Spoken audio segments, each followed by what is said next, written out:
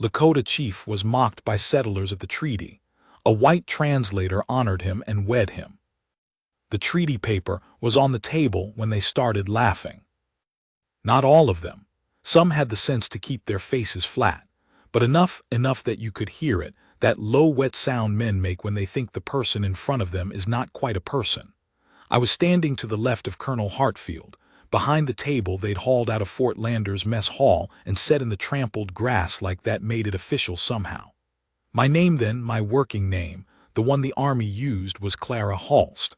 I was 29 years old. I had been translating Lakota for the government going on 6 years, first at Standing Rock, then wherever they sent me. I knew enough to follow almost everything said in that council circle, in either direction. What I could not translate was what I was watching happen to Mato Sapa. That wasn't his full name. His full name takes longer than that, names his lineage and his deeds both, the way Lakota names do when they are given properly. The soldiers had him written down as Black Bear in their ledgers and on the treaty correspondence, which tells you how much care went into that paperwork. He was perhaps 50 years old, or a little past it. A big man, wide across the chest, with the kind of stillness that comes not from nothing happening inside, but from long practice at keeping it from showing. He had ridden in with 8 men, no weapons drawn, wearing his best, a shirt with quillwork his wife had done years before she died, and I knew that because one of his men told me quietly when they arrived, the way you tell someone something that matters to understand. He sat across from Hartfield and 3 other officers and 2 land commissioners, whose names I do not remember because they never did anything worth remembering. The council was supposed to settle hunting boundary claims in the Powder River country. Mato Sapa's band had wintered there for 40 years. The commissioners wanted the southern third of it. The laughter started because of the pipe. Mato Sapa brought a pipe to the council. This is what you do. This is not ceremony for ceremony's sake. It means something, carries obligations for both sides, sets a tone of good faith between men who intend to speak honestly. He produced it and began the opening in the way it is done, speaking low, and I was translating as I had been asked to translate everything, and one of the commissioners, the one from the land office in Cheyenne, a soft-faced man named Aldous who wore his jacket like he was afraid it might leave, leaned to the other and said something behind his hand. The other man laughed. Then a couple of the soldiers near the back, who hadn't heard but saw the commissioner's face, laughed too. Mato Sapa stopped speaking. He set the pipe on his knee. He looked at the men who were laughing. His face did not change. That was the thing that got me, even then, even before I understood what I was going to do. His face did not change. Not from anger, not from shame, not from surprise. He had seen this before. He had arrived at this table knowing it might happen, and he had come anyway, and when it did happen his face did not change, because he was not going to give them that. I said in English loud enough to carry, "Gentlemen." Hartfield looked at me. He was not a cruel man, Hartfield, just not a particularly present one, if you understand what I mean. He moved through rooms without touching the walls. I said, "The chief is performing the opening of a peace council. In his custom, this is equivalent to opening prayer. If you'd like to be received in the Powder River country next spring without difficulty, I suggest you give it the same respect you'd give a chaplain's invocation." The laughing stopped. Aldous looked at me like I'd bitten him. Hartfield said quietly, "Miss Halst." I said, "Colonel," with respect. He held my eye for a moment, then he looked at the table. I turned back to Mato Sapa and I said, in Lakota, or as close as I could get to the register he deserved, that there were men here who did not understand what was being done, and that those of us who did understand were listening, and that he should continue. He looked at me for a long moment, dark eyes, not warm yet not cold, measuring. Then he continued. That was a Thursday in October of 1873, somewhere outside the memory of most Americans now. What happened after it is what I want to tell you, because it's what made the rest of my life, and because I have thought about it most days in the 31 years since, and I am not sure anyone else has told it with everything in it. The council ran 3 days. I translated every session. It was not honest work on the government's side. I understood that better each day. The boundary they were offering Mato Sapa was not the boundary they had discussed in the correspondence I'd read before we left Fort Lander. The southern third they wanted had already been quietly parceled to 2 ranching operations with connections to the land office. The treaty Aldous produced on the second day was not what had been discussed on the first. I am not going to pretend I was brave enough to say that at the table. I was not. I translated what was in front of me accurately both ways, and I told myself that was my job. What I did do was translate completely. That is a smaller thing, maybe, but it mattered. The previous translator they'd used at the 2 prior councils, a man named Fenwick, half-drunk most of the time, had a habit of softening things when Mato Sapa's speaker said something sharp, smoothing it out, making it easier for the officers. I did not do that. When Mato Sapa said that the southern boundary they were proposing was a lie, and that both he and everyone at the table knew it was a lie, I translated that. When he said that his grandfather's grandfather had wintered in the Tongue River Valley, and that no man in a wool jacket with clean hands had any claim on it, I translated that too. Hartfield looked at me once like he wished I were a different person. Mato Sapa noticed. I know he did because on the afternoon of the second day, during the recess, he walked to where I was standing at the edge of the camp, and he said, "And I'll give it to you in English," he said. "You say the thing that is said." It wasn't a question, it was an observation. I said yes. I said that was what I was hired to do. He said the other one. He changed the shape of things. I said I knew that. I said Fenwick was gone. He was quiet a moment. The camp around us was loud. Soldiers, cooks, horses, the particular racket of a military camp, and he was very still in the middle of it. He said, "Why do you do this work?" I told him the truth. I said my parents had come over from Norway when I was 4, and that I understood what it was to be in a country where the language was not yours, where everything important happened in words you did not yet know, and that somewhere I had decided that being the person who carried meaning from one side to the other was not nothing, that it was something. He listened to all of that. Then he said, "And these men, do they treat you well?" I almost laughed. I said the army treated me like furniture that had unexpectedly learned to speak. He did not smile exactly, but something shifted in his face, a small release, the way a held breath releases. He said, "Yes, I know something of that." He walked back to his men. I stood there a few minutes in the noise of the camp and felt something I did not have a name for yet. The treaty they signed on the third day was not what Mato Sapa had come for. He knew it. He signed it because not signing meant the cavalry would be in the Powder River country by spring regardless. At least this way there was paper, something to point to, some boundary at all. He said as much to me privately before the signing, standing outside the tent in the cold. He said, "A bad treaty is still a treaty. It is still words that were said." I asked him if he trusted the words. He looked out across the flat land for a moment, brown grass, gray sky, the smell of coming snow, and said, "I trust that she was there." He meant me. He meant that the words were clean because I had carried them clean, that the record of what was said, whatever came after, would at least be honest. I didn't know what to do with that. I wrote it down in my journal that night, in small letters, like I was afraid it would escape. 6 weeks after the council, I was back in Cheyenne. I had written my report, filed it with the land office, gone back to my room above Peterson's Dry Goods on 3rd Street, and resumed the particular bleakness of a winter with nothing to do in it. The army paid me when they needed me and didn't when they didn't.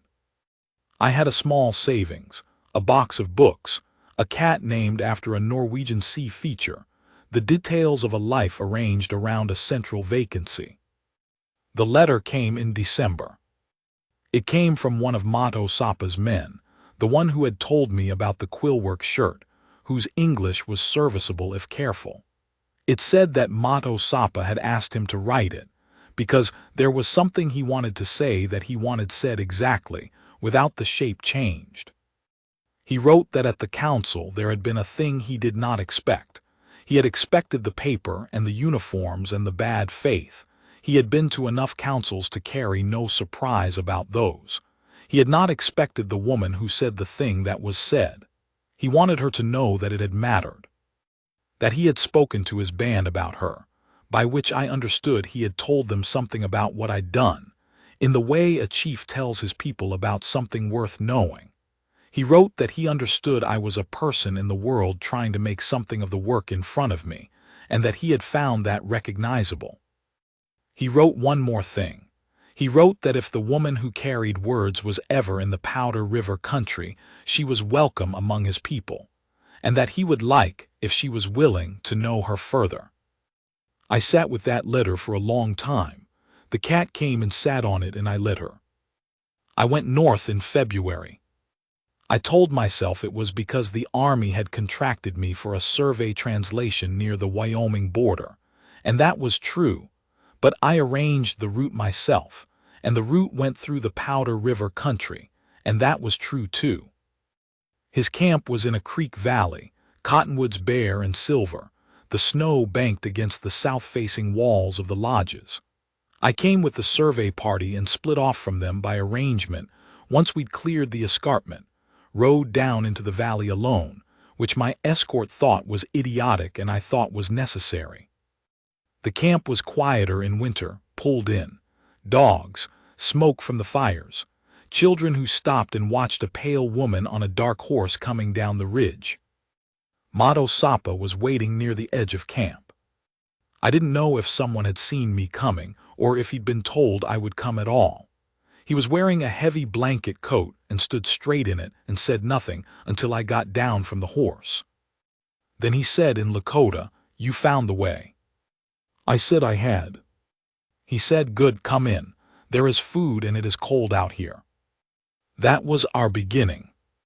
I will tell you what those months were, the spring and summer of 1874, because people always want to know and because they were the most real months of my life, and reality deserves telling.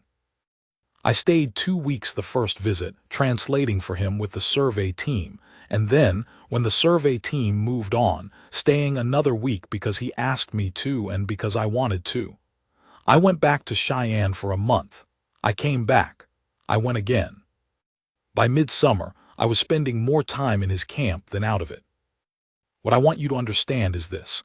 I was not a romantic girl. I was a woman approaching 30 in the American West in 1874, which meant I had been practical about things from the age of about 15. I had been courted by a land attorney in Standing Rock, a lieutenant at Fort Lander, and a merchant in Cheyenne. Each of them had wanted a particular thing from me, some combination of the domestic and the decorative, and none of them had been especially interested in what I was. Mato Sapa was interested in what I was. He asked about the work, what it was like to hold 2 languages at once, to be inside 2 thoughts at the same time. He asked about Norway, which to him was a place as mythological as any storyland, a cold place across a big water, and he asked what my people's stories were, and listened to them with the same weight he gave his own. He talked to me about the land not as property, not in the way I had been trained to think of it, but as a thing with memory and character, the way you'd talk about a person you'd known your whole life. He had a daughter, 12 years old, who was suspicious of me for most of May, and then in June decided I was acceptable, which I understood was the harder test to pass. I learned more Lakota, not textbook Lakota, his band's Lakota, the particular music of it. There was an evening in July when we were sitting outside his lodge in the last of the light, the way you do in summer when the day is too long to waste inside, and I was writing in my journal and he was repairing something, a piece of harness, working the leather quietly, and I understood, with a feeling that was calm and certain and not small, that I did not want to be anywhere else. Not then. Not after. He looked up from the harness. He said, "You're thinking something." I said I was thinking I was going to stop leaving. He set the harness down. He looked at me in the particular way he had, not searching, not surprised, just very present, like he was giving me his whole attention, and that was the thing he had to offer. He said, "Yes." I said, "Yes." He was quiet for a moment. Then he said, "I have thought this also, for some time." And that was the conversation. Just those words. The light going down, the leather on the ground, the smell of cook fires, his hands that were folded now and still, and that was the whole conversation. I want to tell you about the ceremony, because I get asked about it, and because it was nothing like what people imagine. There was no minister, there was no judge, there was no paper. What there was, his people and his daughter and the elders who had known him his whole life. There were words spoken that I will not repeat because they are not mine to repeat. There were obligations set out and witnessed. There was a moment where his daughter took my hand and put it in his, and she looked up at both of us with the face of a 12-year-old who has decided she approves of something and is done deliberating about it. And there was a moment, the moment I want to give you because it is the one I carry, where Mato Sapa turned to me in front of all of them, and he said in English, slowly and with care, as if he'd thought about the words beforehand, "I am going to say this in your language, so there is no shape changed." I waited. He said, "You are the person I wanted beside me. You are that. I am telling you so you know." His hand was on my arm when he said it. Just that, his hand on my arm, steady, the way you hold something you are not going to let go of. I had been called capable.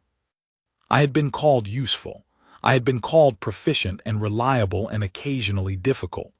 No one had ever said that I was the person they wanted beside them and meant it the way he meant it, which was not sentimental.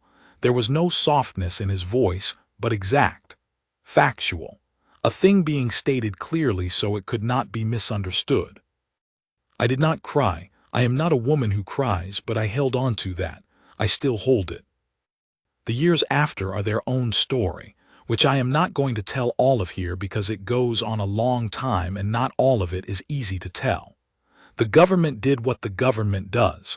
The treaty they signed at that table outside Fort Lander was worth what most of those treaties were worth. We moved. We weathered things. His daughter grew up and married a man from the northern bands who was serious enough to deserve her. We had 2 winters that nearly killed us, and 1 spring that felt like being given back something taken. What I will tell you is this.